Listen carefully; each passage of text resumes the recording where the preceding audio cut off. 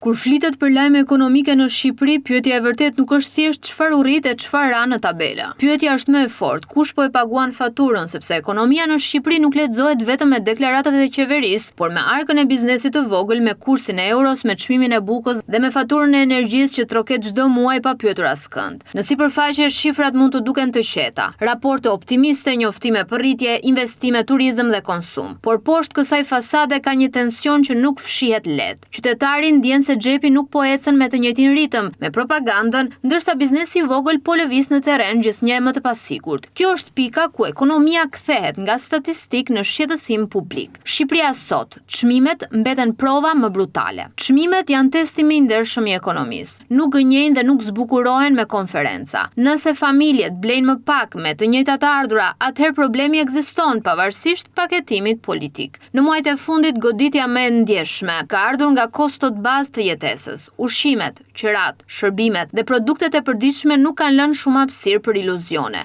Edhe kur inflacioni zyrtar jep sinjale ngadalësimi, perceptimi real i familjeve mbetet i rënd. Arsyeja është e thjeshtë. Çmimet mund të mos rriten me të njëjtin vrull si më parë, por ato kanë mbetur lart. Dhe kur pagat nuk ndjekin ritmin, lodhja ekonomike bëhet kronike. Këtu ka një detaj që shpesh anashkalohet. Një ulje e lehtë e inflacionit nuk do të thotë kthim te normaliteti. Do të thotë vetëm që rritja po ecën më ngadalë. Për familjet shqiptare kjo nuk përkthehet automatikisht në frymarrje. Përkthehet në mbijetesë pak më të kontrolluar, por jo në lehtësim real.